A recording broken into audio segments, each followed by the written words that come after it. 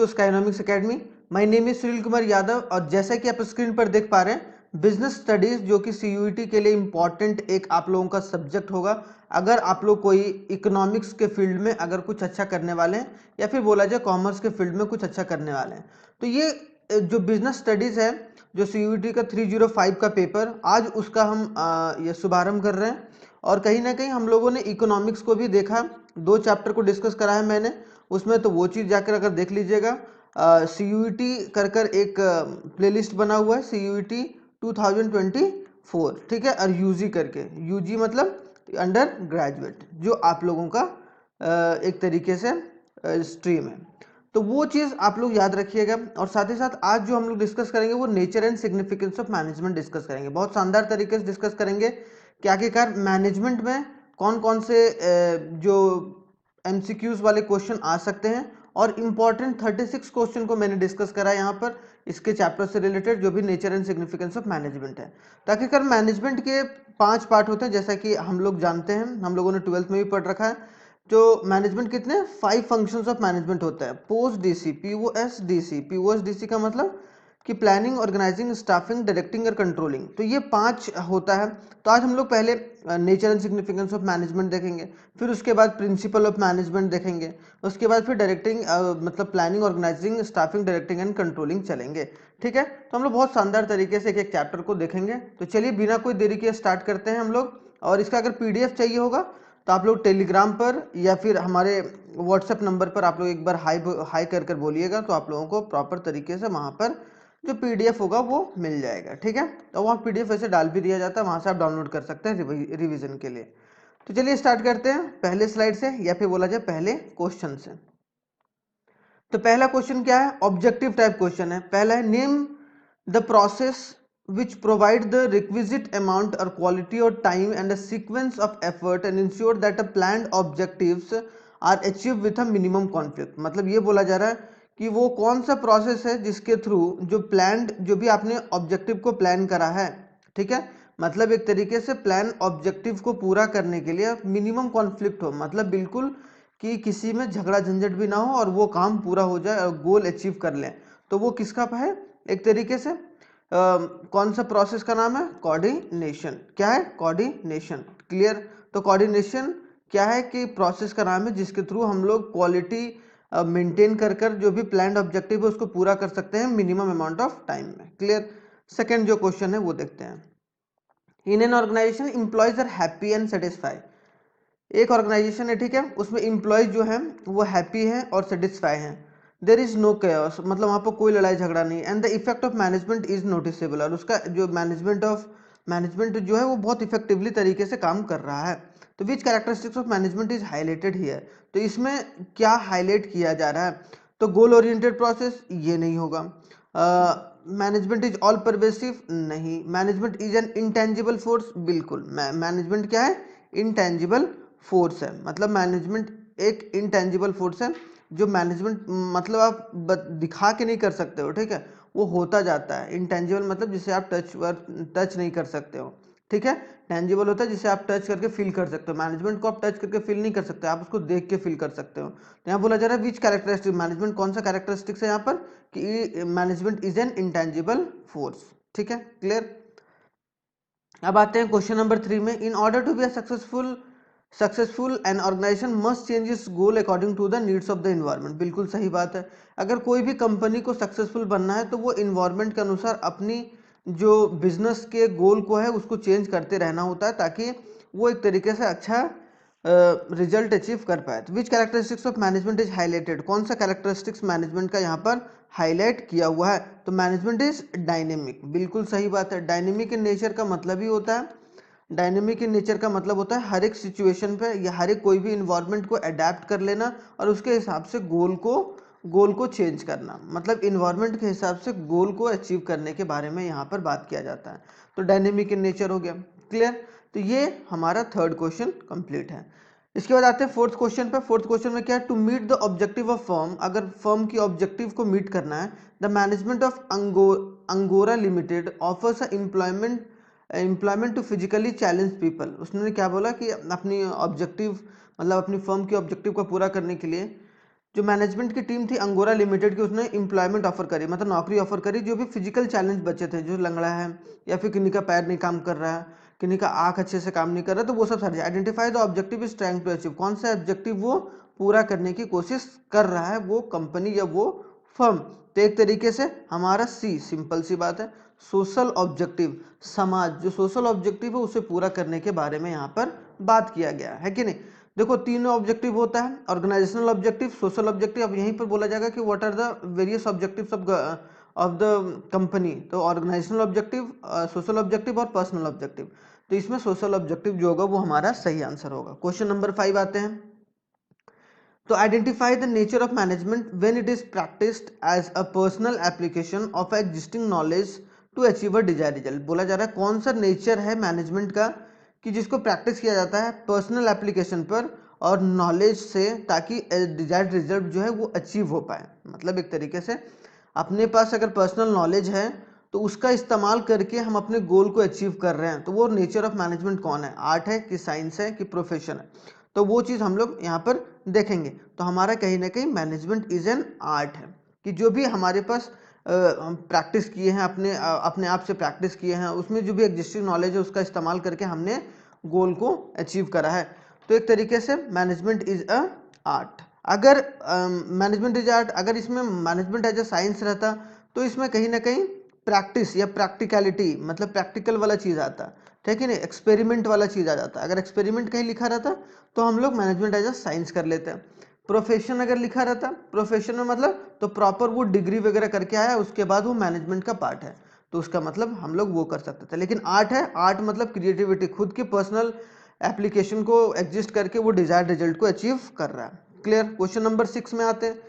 Question number 6 क्या है भाई, name the level of management at which the manager are responsible for implementing and controlling the plan and strategy of the organisation. बोला जा रहा है कौन सा लेवल ऑफ मैनेजमेंट होता है। 3 लेवल ऑफ मैनेजमेंट होता है, एक होता है टॉप लेवल मैनेजमेंट, एक होता है मिडिल लेवल मैनेजमेंट और एक होता है लोअर लेवल मैनेजमेंट, जो लोअर लेवल होता है। ये 3 लेवल ऑफ मैनेजमेंट। तो बोला जा रहा है कि कौन सा जो मैनेजमेंट लेवल है, ये लेवल ऑफ मैनेजमेंट कौन सा है जहां पर प्लान को और स्ट्रैटेजी को कंट्रोल किया जाता है, मतलब एक तरीके से प्लान को इंप्लीमेंट किया जा रहा है और उसको लागू किया जा रहा है। तो एक तरीके से middle level management, middle level management क्या करता है, ये प्लान को कंट्रोल करता है और रेगुलेट करता है। अगर यहीं पर जो जानकारी लें तो ये टॉप लेवल मैनेजमेंट क्या करता है, प्लान को बनाता है, प्लान बनाता है, ठीक है, ये प्लान बनाया, ये कंट्रोल किया, मतलब ये अच्छे तरीके से प्लान को एग्जीक्यूट करवाता है लोअर लेवल मैनेजमेंट के थ्रू। क्लियर। तो आई होप सो 6 वाला क्वेश्चन भी कंप्लीट होगा। अब आते हैं सेवेंथ क्वेश्चन में। देखो बहुत आसानी तरीके से देखना हर एक क्वेश्चन को अच्छे तरीके से, ताकि वो आपका पूरा एक तरीके से रिवीजन हो जाए 20 मिनट के वीडियो में। तो identify the nature of management when it is said that, when it is said to be, क्या बोला, कौन सा नेचर ऑफ मैनेजमेंट है। पहले क्वेश्चन को आइडेंटिफाई मैंने इसीलिए गोल गोल करते जा रहा हूं ताकि आप लोग समझ पाएं। यहाँ बोला जा रहा है कौन सा नेचर ऑफ मैनेजमेंट है, जब ये बोला जाए कि systematic body of knowledge that explain a certain general truth. क्या सिस्टमैटिक बॉडी ऑफ नॉलेज होना चाहिए। तो सिस्टमैटिक बॉडी ऑफ नॉलेज और जनरल ट्रूथ किस में होता है भाई, एक तरीके से मैनेजमेंट एज अ साइंस में। मैनेजमेंट एज अ साइंस होता है तो मैनेजमेंट एज अ साइंस हमारा सही आंसर है। क्यों, क्योंकि सिस्टमैटिक बॉडी ऑफ नॉलेज, एक बॉडी ऑफ नॉलेज होना चाहिए जिसके थ्रू वो सब सारा काम किया जा रहा है। तो एक तरीके से हमारा आंसर ए राइट है, management as a science. Clear. Question number 8, a petrol pump needs to manage a hospital, manage as much as a hospital or a school। Petrol pump उसी तरीके से मैनेज होना चाहिए जिस तरीके से एक हॉस्पिटल को मैनेज किया जाता है या फिर एक स्कूल को मैनेज किया जाता है। What manager do in India, the USA, Germany और जापानी सेम। बोला जा रहा है कि एक तरीके से कि जिस तरीके से जो मैनेजर होता है वो काम करता है यूएसए में, जर्मनी में, सेम उसी तरीके से इंडिया में भी काम होता है कि नहीं, या फिर जिस तरीके से इंडिया में काम होता है उसी तरीके से अदर देश के मैनेजर भी काम करते हैं। How they do it may quite different, हो सकता है कि थोड़ा बहुत डिफरेंट करते होंगे। This difference is due to a difference in culture, कि वो डिफरेंस कल्चर की वजह से, ट्रेडिशन की वजह से, हिस्ट्री की वजह से, ये सब की वजह से थोड़ा बहुत डिफरेंस आता है लेकिन ज़्यादा डिफरेंस नहीं आता है। तो ये कौन सा कैरेक्टरिस्टिक्स ऑफ मैनेजमेंट है, कि मतलब ये कैरेक्टरिस्टिक्स ऑफ मैनेजमेंट तो आप लोगों ने पढ़ा होगा बहुत आसानी तरीके से। Management is all pervasive in nature, कि मतलब मैनेजमेंट जो होता है वो हर जगह एक ही तरीके से किया जाता है, थोड़ा बहुत डिफरेंट होता है। वो किस वजह से? कल्चर की वजह से, ट्रेडिशन की वजह से और वहाँ की हिस्ट्री की वजह से। क्लियर? क्वेश्चन नंबर 9, अब बोला जा रहा है कि Malwa company target a production of 5000 units in a year. क्या बोला जा रहा है कि मालवा जो कंपनी है उन्होंने टारगेट करा है कि 5000 यूनिट हम लोग हर साल में बनाएंगे, प्रोड्यूस करेंगे। To achieve a target a manager has to operate on a double shift, कि उसको अचीव करने के लिए जो मैनेजर है उसको डबल शिफ्ट में काम करना पड़ रहा है। ठीक है, due to double shift, due to the power failure most of the time the manager is able to produce 5000 units but at a higher production cost. तो एक तरीके से बहुत ज़्यादा पावर कट हो रहा था, मतलब बिजली वगैरह बहुत ज़्यादा कट हो रहा था, जिसकी वजह से कहीं ना कहीं जो उसको कॉस्ट ऑफ प्रोडक्शन पड़ा, मतलब जो उसको बनाने का कॉस्ट पड़ा वो हायर पड़ा, मतलब क्या? ज़्यादा पड़ा। तो in the above case tell the status of manager, इसमें मैनेजर की आप स्टेटस बताइए कि मैनेजर किस तरीके से बिहेव कर रहा है यहाँ पर। तो इसका आंसर क्या होगा? Manager was effective but not efficient, मतलब है कि नहीं?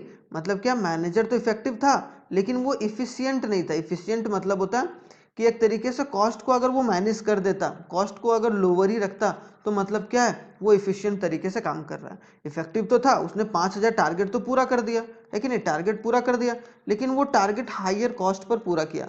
तो इफेक्टिव होना भी जरूरी है, एफिशिएंट और इफेक्टिव दोनों मैनेजर को होना जरूरी है। तो इस केस में एफिशिएंट नहीं है, इफेक्टिव तो बिल्कुल है। क्वेश्चन नंबर 10 पर आते हैं। बिल्कुल, क्वेश्चन नंबर 10 आते हैं हम लोग क्या है? The goal of a Radha retail store is to increase, जो राधा रिटेल स्टोर है, ठीक है, एक राधा रिटेल, एक अपना रिटेल स्टोर है, उसने ये टारगेट रखा है कि मुझे इंक्रीज करना है sales. And goal of a spastics society of the India in to impart education to the children with special needs. बोला जा रहा है कि जो भी स्पेशल नीड्स के चिल्ड्रन हैं उनको एक तरीके से एजुकेशन ज़्यादा अच्छे तरीके से प्रोवाइड किया जाए, और उनका गोल है कि सेल्स को इंक्रीज करके कहीं ना कहीं हम उन सोसाइटी ऑफ एजुकेशन को या उन सोसाइटी ऑफ द पीपल को हम एजुकेट करें। Clear? Management unites the efforts and different individuals towards achieving this goal, और इसको मैनेजमेंट ने बहुत जोर लगाया और इसको एक तरीके से अचीव करने के लिए पूरा जद्दोजहद किया गया। तो identify the characteristics of management, इसमें कौन सा कैरेक्टरिस्टिक्स ऑफ मैनेजमेंट को लाया गया? ठीक है, तो एक तरीके से कौन सा मैनेजमेंट है भाई इसमें? तो it is a goal oriented process, क्योंकि इसका गोल क्या है कि the goal of spastics society of India is to impart the education to the childrens, की एजुकेशन दिया जाए सेल करके, सेल इंक्रीज करके। तो एक तरीके से गोल ओरिएंटेड प्रोसेस, क्योंकि गोल का नाम आ चुका है कि नहीं? तो एक तरीके से ये गोल ओरिएंटेड प्रोसेस है। तो ऑप्शन नंबर बी हमारा राइट आंसर है। 11th क्वेश्चन है। 11th क्वेश्चन क्या है भाई? In a factory a product is manufacture, एक फैक्ट्री में प्रोडक्ट को मैन्युफैक्चर किया जा रहा है। In a garment store a customer needs a need is satisfied and in the hospital patient is treated, है कि नहीं? कि प्रोडक्ट को एक फैक्ट्री में मैनेजर के मतलब एक तरीके से वहाँ प्रोडक्ट मैन्युफैक्चर किया जाता है। तो वहाँ से जो फैक्ट्री से सामान निकलते हैं उसमें से गारमेंट्स भी होते हैं, मतलब मान लो कपड़े क्या करते हैं? कपड़े कस्टमर की नीड्स को पूरा करते हैं। हॉस्पिटल क्या करता है? हॉस्पिटल में पेशेंट को ट्रीट किया जाता है। Management translate their work in terms of goal to achieve the assigned roles, management क्या करता है? मैनेजमेंट एक तरीके से गोल को अचीव करने के लिए वो सब सारा काम करता है। तो गोल ओरिएंटेड प्रोसेस है भाई एक तरीके से मैनेजमेंट, है कि नहीं? तो बोला जाए identify the which dimension of management, dimension क्या है? तो ये बताना है। दो डायमेंशन, ऑपरेशन, वर्क और पीपल, ये तीन चीज डायमेंशन होता है एक तरीके से मैनेजमेंट का। इसमें कौन सा डायमेंशन लगा हुआ है? तो एक तरीके से मैनेजमेंट ऑफ वर्क, कि आप जो काम करते हो, है कि नहीं? यहाँ पर काम करने के बारे में बात किया गया है ना।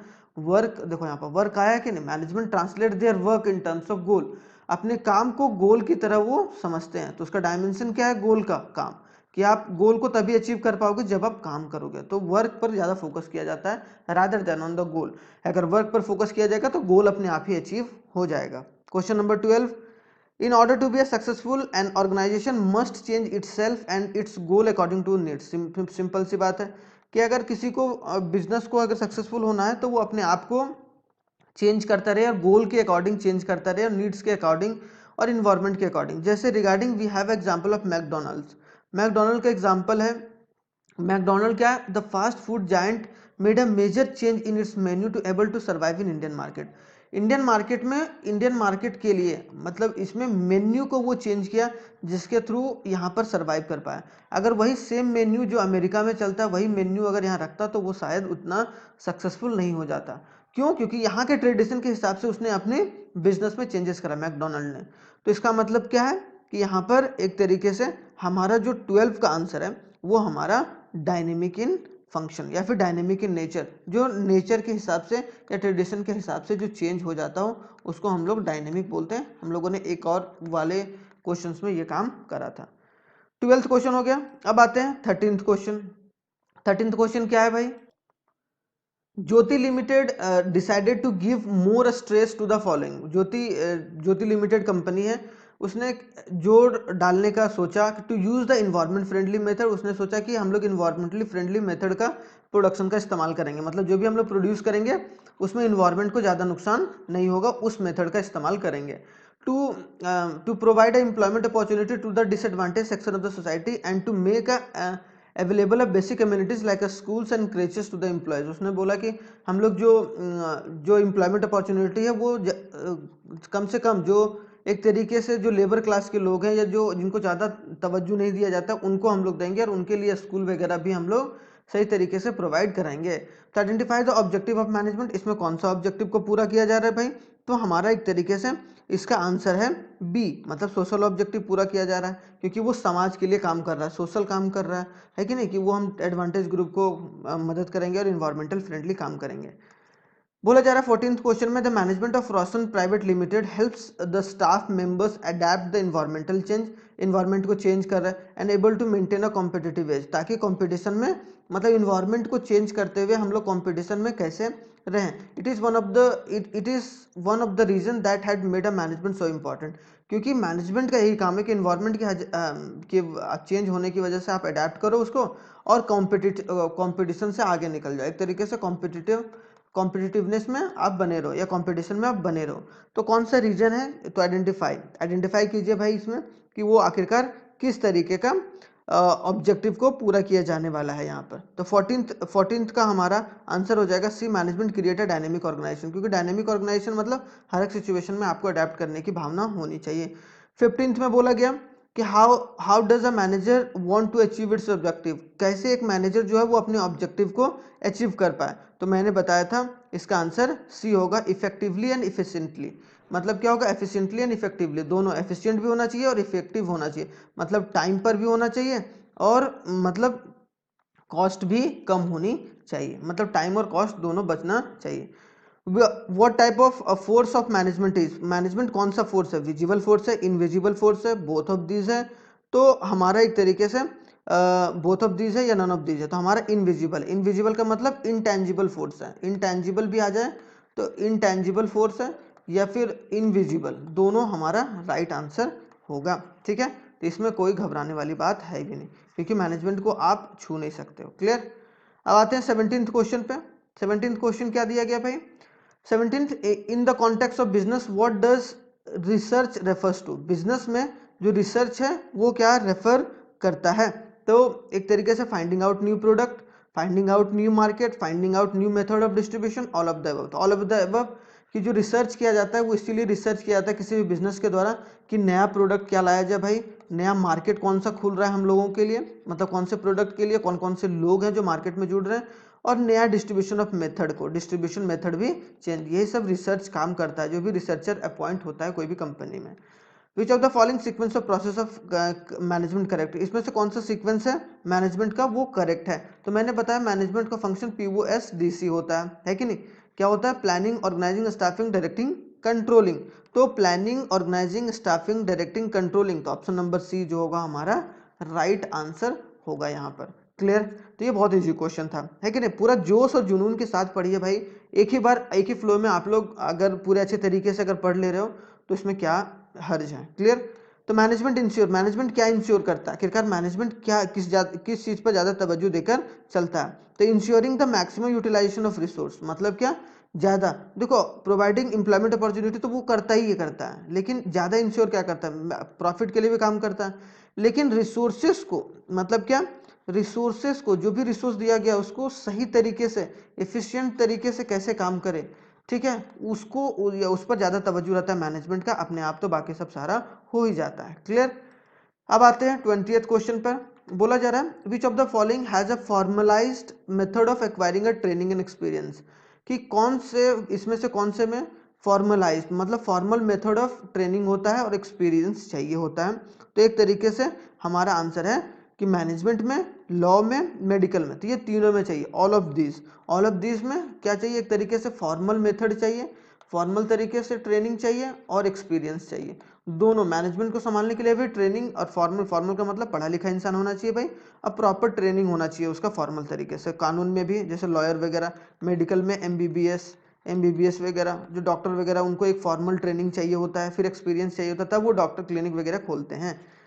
21 which of the following have no representative professional organisation available, इसमें से कौन सा प्रोफेशनल जो ऑर्गेनाइजेशन में अवेलेबल नहीं है कोई भी उसका रिप्रेजेंटेटिव, मतलब no representative professional organisation available, इसमें से जो रिप्रेजेंटेटिव है प्रोफेशनल ऑर्गेनाइजेशन को उसमें अवेलेबल नहीं रहता है।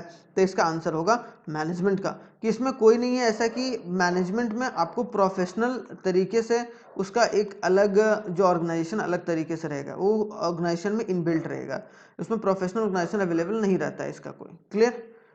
सब बिजनेस को अपना अपना मैनेजमेंट का टीम बनाना पड़ता है, ठीक है, कोई मैनेजमेंट का टीम बाहर से नहीं लाएगा कि भाई मैं तुम्हारे बिजनेस को मैनेज कर रहा हूँ, एक तरीके से इंटरनल मैनेजमेंट जो कर रहा है। 22 for which of the following is the minimum qualification has not been prescribed, इसमें से कौन सा है जिसमें मिनिमम क्वालिफिकेशन प्रिस्क्राइब नहीं किया गया है। तो एक तरीके से हमारा आंसर जो होगा एक तरीके से मैनेजर है, कि मिनिमम क्वालिफिकेशन कुछ नहीं है मैनेजर का। कोई भी अगर किसी कंपनी का अगर मैनेजर है तो उसके लिए मिनिमम क्वालिफिकेशन कुछ नहीं है कि नहीं, मैक्सिमम हो सकता है लेकिन मिनिमम नहीं है, कि minimum qualification has not been prescribed, इसमें प्रिस्क्राइब नहीं किया गया है। क्योंकि मैनेजर अगर वो बंदा एक्सपीरियंस है, कहीं काम कर रहा हो, ज़्यादा पढ़ा लिखा नहीं हो, लेकिन वो बिजनेस को बहुत अच्छे तरीके से मैनेज करके चल रहा है, तो मैनेजर के रूप में काम कर सकता है, लेकिन चार्टर्ड अकाउंटेंट के रूप में काम नहीं कर सकते हो। जब मिनिमम होना ही चाहिए, आपका सीए होना चाहिए, आप पास आउट होना चाहिए, इसमें एमबीबीएस होना चाहिए, तभी आप डॉक्टर बन पाओगे। लॉयर में भी लॉयर की डिग्री एलएलबी होनी चाहिए, तभी आप पास कर। मैनेजर में वैसा कुछ नहीं है कि आपको जरूरी एमबीए है तभी आप मैनेजर बन पाओगे, नहीं, जरूरी नहीं है, ठीक है। वो एक तरीके से समाज ने बना रखा है, लेकिन वैसा जरूरी नहीं है। अगर आपके अंदर वो एक्सपीरियंस है, वो क्वालिटी है, then you will avail that post. Clear. 23 question which of the following science can be a management called, इसमें से कौन सा साइंस है जो मैनेजमेंट कहला सकता है।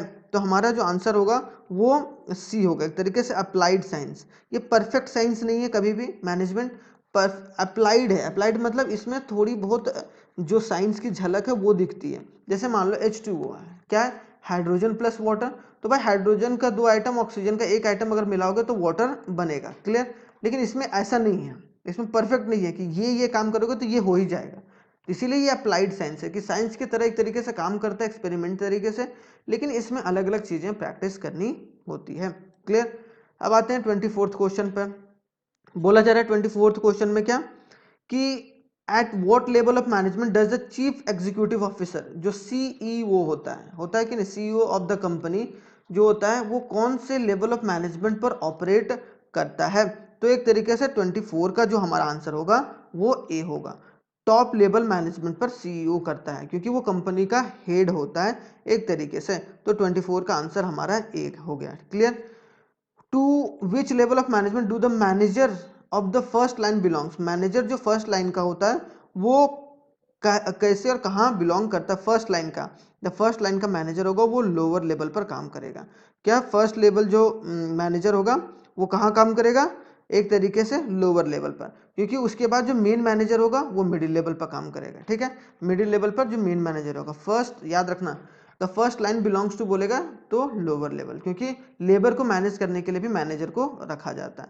26 में under what function of management does the determining of a structure of role falls, कि वो कौन से फंक्शन ऑफ मैनेजमेंट में जो किस बंदे का क्या रोल रहेगा वो चीज़ डिसाइड किया जाता है। तो हमारा 26 का आंसर बी होगा। ऑर्गेनाइजिंग में ये डिसाइड किया जाता है कि कौन से डिपार्टमेंट में कौन से लोग जो हैं उनको इम्पार्ट किया जाए, या फिर एक तरीके से उनको लगाया जाए या काम दिया जाए।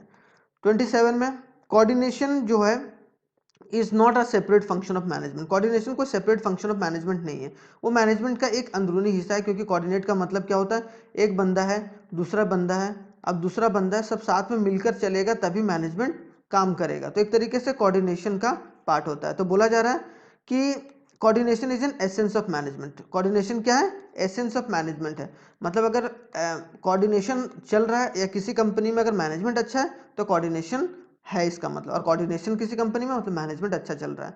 तो वो एक तरीके से एसेंस है, मतलब एक फाइनल रिजल्ट है कि अगर आप सही तरीके से मैनेजमेंट लेके चलोगे तो आप कोऑर्डिनेट करके चल सकते हो। अब आते हैं 28th क्वेश्चन में। 28th question, which of the following is not a true. तो इसमें से कौन सा जो है वो ट्रू नहीं है। तो बोला जा रहा है कि coordination is not equal important two of the level. तो ये विच of the following is true बोला है ना, तो ये ट्रू नहीं है। ठीक है, कोऑर्डिनेशन हैज नो इंपॉर्टेंस, ये भी फॉल्स है। तो मतलब true, coordination is equally important at all level of management. ये सारे लेवल ऑफ मैनेजमेंट, चाहे वो टॉप लेवल हो, मिडिल लेवल हो या लोअर लेवल मैनेजमेंट हो, तीनों में जो है वो एक तरीके से कोऑर्डिनेशन काम करके चलता है। इसलिए हमारा ऑप्शन नंबर जो सी है वो करेक्ट आंसर है। 29 में, what out of the following has been called the essence of management. Essence of management किसको बोलते हैं, तो हमारा 29 का बी होगा, कोऑर्डिनेशन को। मैंने बोला कोऑर्डिनेशन क्या होता है, एसेंस ऑफ मैनेजमेंट होता है, एसेंस ऑफ मैनेजमेंट होता है। तो आप लोगों ने ये भी देख लिया कि एसेंस ऑफ मैनेजमेंट क्या होता है। 30 में क्या है, the word cooperation and coordination. Cooperation और कोऑर्डिनेशन क्या है, एक तरीके से सिनोनिम्स है, एंटोनिम्स है, या फिर एक तरीके से कॉम्प्लीमेंट्री है। तो ये कॉम्प्लीमेंट्री है। क्यों कॉम्प्लीमेंट्री है भाई, तो कॉम्प्लीमेंट्री का मतलब होता है जो एक साथ है, कॉपरेशन करके चलोगे तो कोऑर्डिनेशन होगा। तो एक तरीके से ये कॉम्प्लीमेंट्री है। कॉम्प्लीमेंट्री जैसे पेट्रोल और डीजल है कि नहीं, पेट्रोल और कार, तो ये कॉम्प्लीमेंट्री है ना, कि पेट्रोल अगर सही तरीके से अगर कम दाम में मिलेगा तो कार भी ज़्यादा तरीके से यूज़ होगा, या कार की अगर मैन्युफैक्चरिंग बढ़ेगी या फिर उसको लोग ज़्यादा लेंगे तो पेट्रोल का भी डिमांड बढ़ेगा। तो ये होता था कॉम्प्लीमेंट्री। और एक सब्स्टिट्यूट होता था जिसमें टी और कॉफ़ी आ जाता था, मैं आगे इकोनॉमिक्स में पढ़ाऊंगा भी इसको। ठीक है, बस यहाँ पर कॉम्प्लीमेंट्री कि दोनों साथ में एक दूसरे के साथ पर चलते हैं। 31 का क्वेश्चन क्या, what contribute the elimination of complexity of the large scale organisation. कि व्हाट क्या कंट्रीब्यूट करता है जो कि एलिमिनेट करता है, मतलब इसमें से कौन सा फंक्शन ऑफ मैनेजमेंट है जो कि एलिमिनेट करता है complexity of the large scale of organisation. और लार्ज स्केल ऑफ ऑर्गेनाइजेशन में कॉम्प्लेक्सिटी जो होता है उसको खत्म करता है। तो कोऑर्डिनेशन, अगर लार्ज स्केल इंडस्ट्री में जो जैसे जियो वाली कंपनी में अगर कोऑर्डिनेशन नहीं होगा तो वो फिर बर्बाद हो जाएगी वो कंपनी। तो कोऑर्डिनेशन बहुत जरूरी है लार्ज स्केल ऑर्गेनाइजेशन में, जिसकी वजह से कॉम्प्लेक्सिटी दूर हो जाती है। ठीक है, 32, विच of the following is not a function of management. इसमें से कौन सा फंक्शन ऑफ मैनेजमेंट नहीं है, तो हमारा ऑप्शन सी है, कोऑर्डिनेशन कोई फंक्शन ऑफ मैनेजमेंट नहीं है। फंक्शन ऑफ मैनेजमेंट 5 ही होता है, जो कि हमारा POSDC होता है, planning, organising, staffing, directing, controlling. Clear, management is क्या है, साइंस और आर्ट है, क्या है, तो हमारा एक तरीके से आर्ट और साइंस दोनों, मैनेजमेंट इज आर्ट और साइंस बोथ। तो एक तरीके से हमारा सी आंसर राइट है। 34 का है, the following is not an objective. इसमें से कौन सा है जो मैनेजमेंट का ऑब्जेक्टिव नहीं है, तो हमारा जो ऑब्जेक्टिव नहीं है वो पॉलिसी मेकिंग। मैनेजमेंट कभी भी पॉलिसी नहीं बनाती। पॉलिसी कौन बनाता है भाई, टॉप लेवल मैनेजमेंट बनाता है।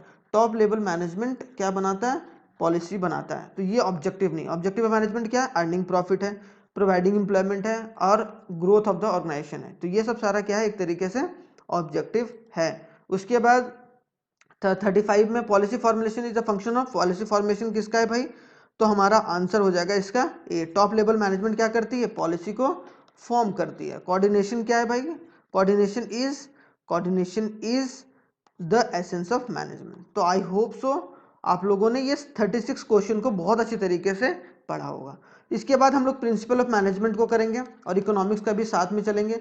तो प्रिंसिपल ऑफ मैनेजमेंट को देखना मत भूलिएगा। प्रिंसिपल ऑफ मैनेजमेंट बहुत एक इंपॉर्टेंट है, इसमें सारे MCQs को भी हम लोग करते चलेंगे और साथ ही साथ मैं कॉन्सेप्ट भी बताता चल रहा हूँ, ताकि आप लोगों का सारा जो CUET का एग्जाम है वो अच्छे तरीके से पूरा कंप्लीट हो पाए। तो थैंक यू वेरी मच, जय हिंद। बहुत ही जल्दी मिलते हैं नेक्स्ट वाले वीडियो में, तब तक के लिए आप लोग तंदुरुस्त रहिए। जय हिंद।